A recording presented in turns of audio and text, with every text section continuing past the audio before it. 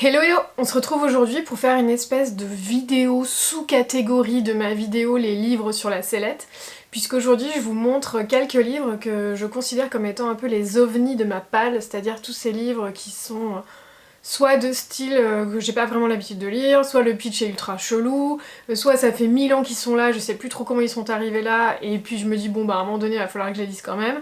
Donc voilà, comme les autres du coup qui étaient sur la sellette, bah je me donne un peu un challenge à moi-même et je me dis que bon voilà, si dans les 6 à 8 mois ils sont pas lus, bah je pense qu'ils iront vivre une autre vie pardon, dans une autre maison où ils seront bien plus appréciés. Je vous présente ça tout de suite. Le premier livre que je voulais vous présenter, c'était Sainte Caboche de Socorro Accioli, qui visiblement en fait est un livre un peu de réalisme magique, j'ai l'impression, brésilien, puisqu'on parle donc de Samuel. Oui, donc tous les livres que je vous présente, je les ai pas lus, donc malheureusement je vous fais un peu une présentation avec la quatrième de couverture et je vous dis un petit peu pourquoi ils m'ont fait envie ou pourquoi à un moment donné je me dis que ça peut être quand même assez sympa. Bon, vous en faites ce que vous voulez. Donc là, avec Sainte Caboche, si vous voulez, c'est un livre qui avait été présenté par une box livresque française dont je me souviens plus le nom, mais je vous mettrai le titre en bas, enfin, je vais dire en barre d'infos, mais ici, quelque part. Et en fait, c'est une box qui souvent proposait des livres qui étaient un peu différents et qui étaient souvent aussi écrits par des auteurs étrangers, et ils avaient parlé de ce livre-là sur leur compte Instagram. Et je sais pas, ça m'avait fait super envie.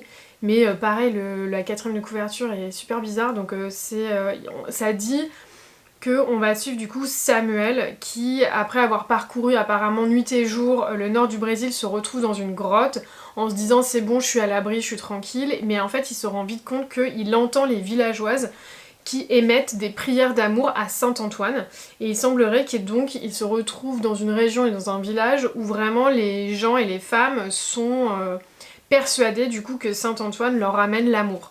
Et donc je sais pas trop comment Samuel va être pris dans cette espèce d'euphorie, enfin en gros dans ce village plein de croyances, mais bon écoutez, on va voir, ça a l'air d'être un livre vraiment pour le coup, là je pense que c'est le plus gros ovni de ma palle, c'est-à-dire le livre le plus what the fuck que j'ai, c'est-à-dire je sais pas si moi je vais tout comprendre ou quoi, mais ça fait très très très longtemps que je veux lire ce livre et que je veux vraiment me plonger dans du réalisme magique et notamment du réalisme magique sud-américain, donc écoutez, ça sera l'occasion, peut-être que l'été sera une bonne période pour lire du réalisme magique au Brésil. We'll see. Ensuite, j'ai envie de vous présenter un petit livre qui s'appelle Un petit carnet rouge de Sofia Lundberg. Donc c'est une autrice qui, je crois, est suédoise, voilà. Donc voilà, c'est le thème des auteurs étrangers aujourd'hui. Et donc en fait, on va suivre dans ce livre Doris, qui est une vieille dame qui vit à Stockholm. Elle a plus de famille, si ce n'est une petite nièce qui vit aux États-Unis. Et en fait, son bien le plus précieux, c'est un petit carnet rouge dans lequel elle a transcrit des moments de vie avec des gens qu'elle a rencontrés au fur et à mesure de sa vie et dont elle a rayé les noms au fur et à mesure que ceux-ci malheureusement avaient disparu. Et donc on va suivre a priori plein de personnages hauts en couleur qui vont à la fois nous parler un petit peu de leur vie, mais à la fois aussi nous raconter, d'après ce que je comprends, la vie de Doris, qui a l'air d'être assez pleine d'aventures. Donc écoutez, c'est un petit livre pareil, qui m'est apparu entre les mains de façon un peu bizarre un jour où je passais devant un petit libraire qui avait un petit truc de boîte à livres devant chez lui à 1-2 € et je sais pas pourquoi ce livre m'a appelé et donc je me suis dit bon voilà.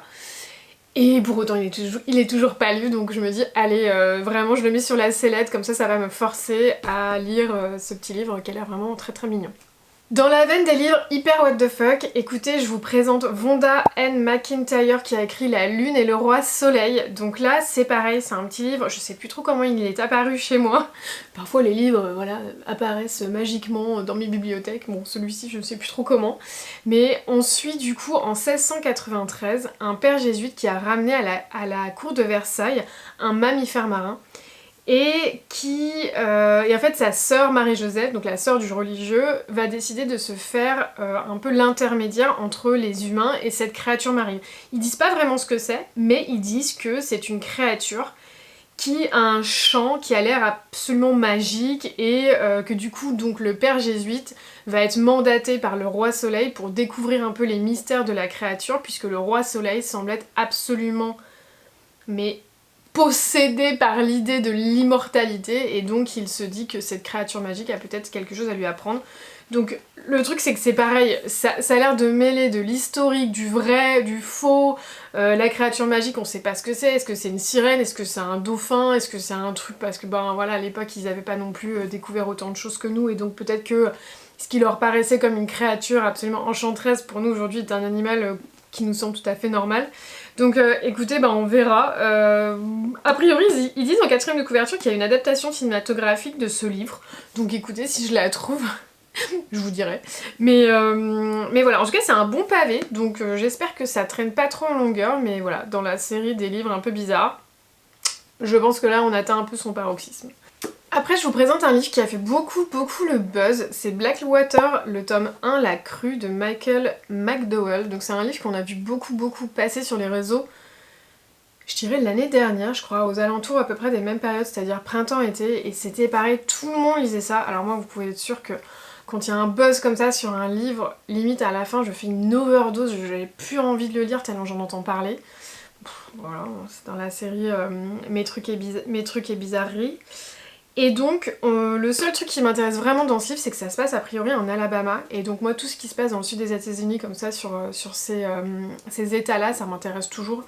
Et donc là, on va suivre a priori une rivière qui et ses crues, et qui laisse derrière elle a priori des dégâts. Il y a une histoire de famille puissante, il y a une histoire de jeune femme séduisante qui va semer le trouble.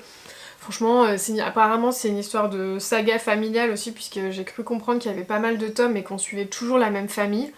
Bon écoutez, si vous l'avez lu, si vous avez été pris dans la hype l'année dernière, surtout n'hésitez pas à me dire ce que vous en avez pensé, ça m'intéresse parce que du coup franchement il a l'air hyper mystérieux ce livre. Enfin moi mon libraire quand il me l'a présenté il m'a dit ah mais c'est trop bien, par contre dis-toi juste que pendant les 3/4 du bouquin tu vas rien capter, mais c'est normal, il faut que tu continues jusqu'au bout.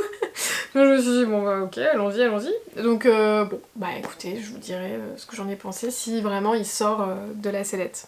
Et le dernier de cette sélection du coup assez courte de livres, c'est ce tout petit livre qui...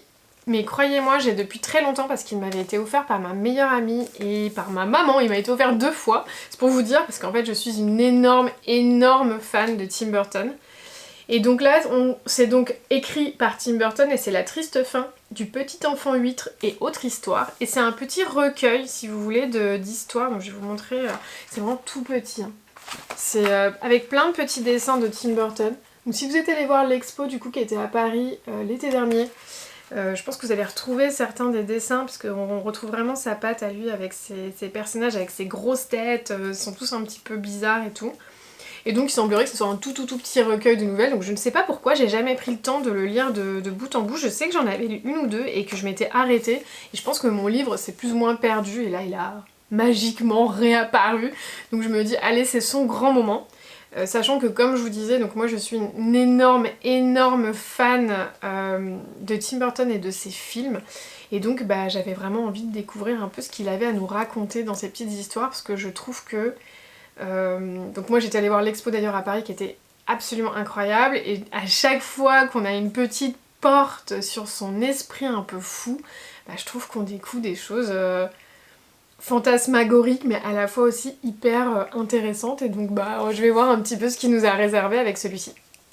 Voilà, c'est tout pour cette petite sélection. Donc comme vous pouvez voir il n'y avait pas beaucoup de livres et c'est des petits formats et c'est des poches donc qui sont directement accessibles avec des petits prix. Si jamais certains vous les avez lus et que vous avez des retours à me faire, surtout faites-les moi, ça me ferait vraiment plaisir en commentaire, comme ça je saurai un petit peu lequel je fais remonter de ma palle de la sellette.